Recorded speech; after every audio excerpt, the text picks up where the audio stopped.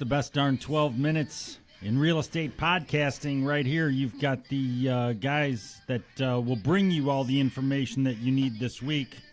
Bring it into some music. I like to switch it up, Seth. Yeah. You know what I mean? I do. This is something a little different. It's like old school. It doesn't sound all that old school to me. Okay, yeah, right. Not old school to you and I, but to these crazy kids it is. I'm David Hall with Patrick Ali and Seth Gray, and our guest this week here on the best darn 12-minute real estate podcast in the world, Zach Taymore from the Crown Real Estate Group. It's great to see you, Zach. Thanks for having me, David. How's everything going? Everything's going great. Good. Busy market. Absolutely crazy. June 2018, and certainly one of the busier times in history for housing, purchasing, everything that we've seen. We're going to talk a little bit about buying versus renting, and this is for any of you guys. I'm just going to toss it out there, just to give the listeners some perspective, because we all have experience. Yeah. What is? Maybe I'll start with you, Seth. What about this market in terms of purchasing is sort of the biggest or most unusual thing that you think is going on, noteworthy maybe for folks? I would say the biggest, most noteworthy thing is the competitiveness. Currently, it's a dogfight out there.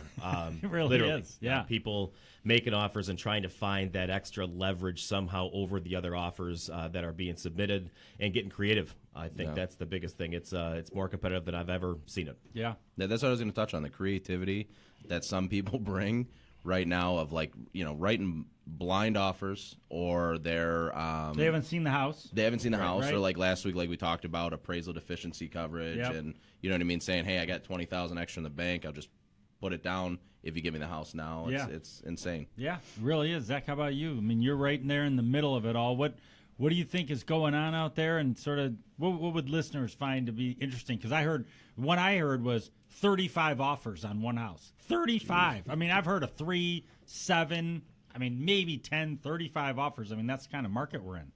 Well, I just think it's absolutely crazy that, number one, you get 35 offers on one house. Yeah. Number two, buyers coming into the marketplace, they understand that they got to give in order to get.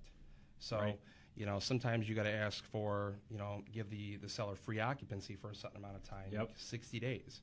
I just did a deal over in Portage. Yep. And we gave the seller 90 days free occupancy, but we were up against 10 offers.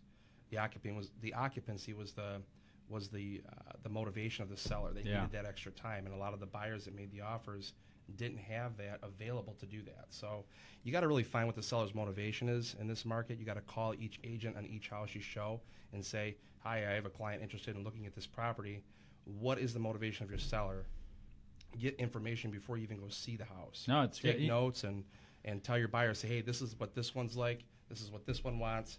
What do you feel comfortable with? I've heard that from a few different agents around the country that one of their sort of main things that they're doing differently is trying to get really personal with the other agent, whether that go visit them, call them, talk to them for a while, because they're trying to get the leg up, right? So to your point, finding out what the seller needs, not necessarily what you think they want, is critical, especially in this market where there's not a lot of time. There's not time. Well, the other thing is that I think that, without crossing that fine line, you can call an agent and say, hey, listen, what's going to make this deal work? Right. My client's in love with this house. There's a shortage of homes. I've even gone to the point to say, hey, where do I got to come in at?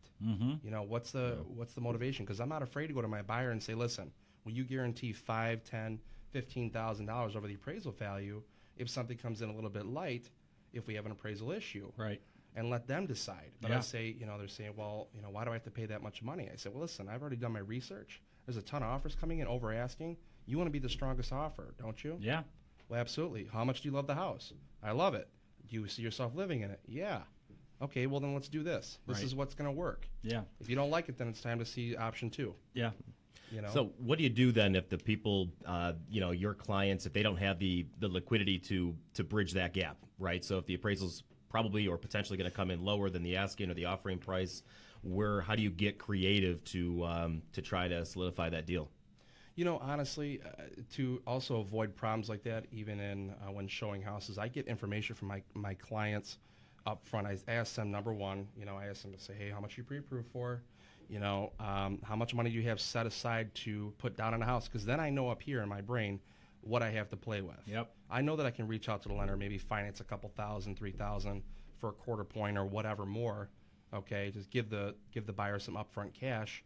I know that if I have to offer over the price to get them some more cash back on the back end for them, I know what I can do.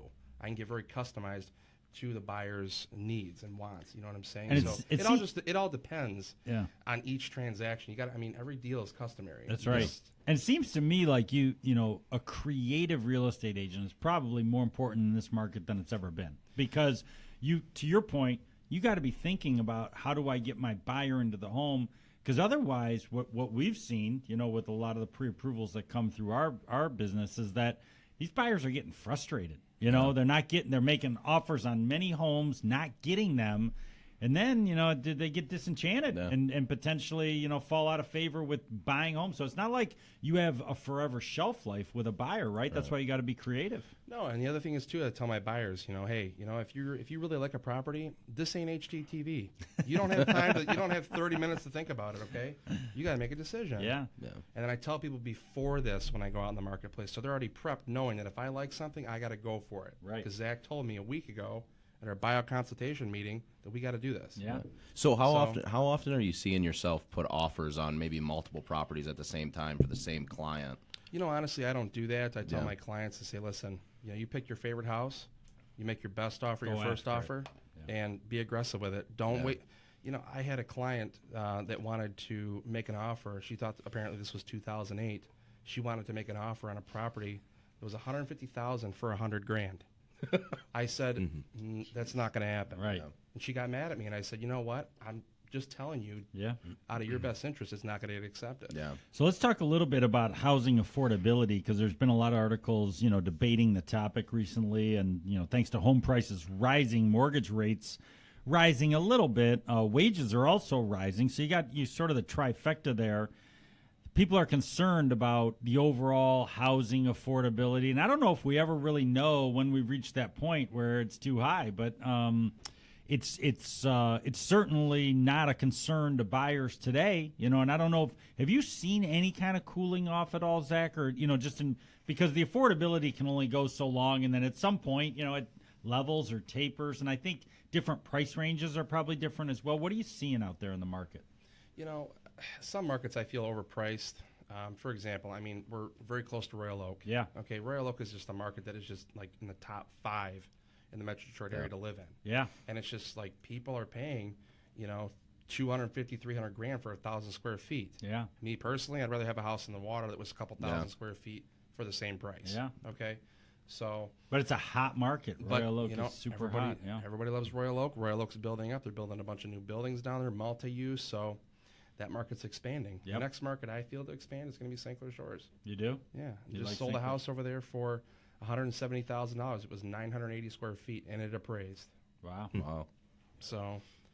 Yeah, the affordability is interesting. And then are you seeing, and you know, you talk about owning versus renting, you know, we've seen these markets before. Some people decide, hey, I'm just going to rent because it just seems like that the affordability is out of control. Are you finding that at all? Or is it still a balance between renters or owners? Or how are kind of consumers thinking about that? Well, here's my take on the whole thing, okay? First of all, if you have good credit and you have a decent job, you can work out everything after that. Renting, in my opinion, is the biggest waste of money. If you can buy a house, buy a house. I mean, there's programs out there now that are not your 20%. There's 3% conventional mortgages out there. Yeah. You can take 3%. You can get a gift from your parents or whatever and buy something and have it, and also be cheaper. Yeah. You know, plus it's yours. Yeah. And to piggyback on that, don't you feel as though the market, it's kind of cyclical in the way that because there's this shortage of homes, you know, owners of investment properties also recognize this, so they're really increasing what they're asking in rent, and so people are paying more in rent than they're going to pay for a mortgage. Well, I mean, if I were an investor, you know, buying a house, I would take advantage of the increase in prices too. I mean, I'm sure, you know, houses right now renting are going for $150, $200 more a month because of that low supply, and they know that if worst case scenario that this market that can't find a house right away when in their need and the time frame that they need it in, they can always rent. But hey, it's like a convenience store. Yeah. You go and you're going to pay an extra $1 for something because it's there.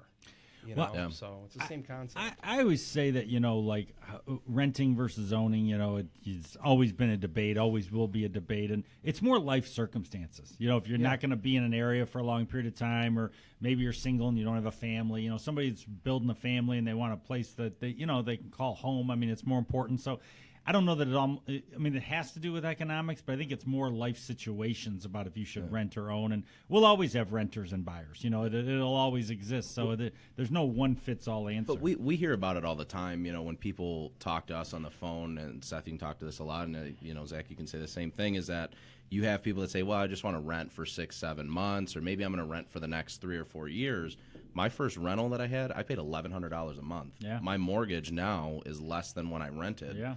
And, even people buying homes, take that opportunity to get a lower, a low monthly payment on something that you're going to actually be able to keep, and then turn it into an investment 5 years from now when you decide, hey, we're going to start our family then, or, maybe we're going to be finally out of school and starting our career, and we have the opportunity to turn this into a profitable place, as opposed to I'm just dishing money out to the apartment complex down the road because it's convenient. It's a strategy you see a lot. First-time home buyers that then turn it into a rental and then move into their next one or what have you. Yeah. And you've done that, right, Seth? That's exactly what I did. Yep. Yeah. I bought my first house 2008, and it was a small house ranch in Berkeley, and it wasn't big enough. I got married and we had kids, and it just wasn't going to be suitable for us. So then I decided to rent it out, and still do. No. Yeah. It's interesting. I mean. Go ahead, Zach. Sorry. No, I was just going to say, long term, if you're an investor and you have a property, it's a great thing. But if you're looking to, live somewhere for even short term, I mean, everybody freaks out over a 30-year mortgage. They're like, oh my God, I'm tied to 30 years. No, you're not tied to 30 years. That's just what your payments amortized over the long period of time of. So, most people average, even in my age group, I'm 28. We live in a house for maybe 3 to 6 years, and we go and move somewhere else. Because we get sick of it. So you're building a referral business. I know, by the way, first exception that I've ever made to the 12-minute rule. I'm over time, but that's okay. So, Zach, tell folks how to get a hold of you. Maybe they want to buy, maybe they want to list, maybe they're looking for a rental, whatever it is, because I know you do it all. Best way for folks to get a hold of you because, a lot of people are in need of a creative agent to help them. Yeah. The best way to get a hold of me is my direct cell phone number at 586-604-3246. Or you can visit me on my Facebook page at Taymore & Associates Crown Real Estate Group. That's the best way to get a hold of me. Beautiful. Thanks for coming in and joining us Thanks today. For having me. Appreciate Thanks, it. Zach. Thank you. It's the best darn 12 minutes in real estate podcasting on this globe that we know of, and we're at 13:12. So we took it over a little bit. Patrick, that's a huge win. You created a trend last week by stretching it out a little bit. Seth, thanks for taking the time. Thank you. It's always fun, isn't it? Patrick Ali. Thank you. Thank you. Appreciate Zach it. Taymore. Thank you. Thanks for coming in. Thank you for having me. Let's go do some business and get creative. We got to help folks find homes. That's what we're doing. Yep, absolutely. We'll see you next week on the best darn 13 minutes and 34 seconds in podcast on real estate. We'll see you. It's crazy. It didn't feel like 13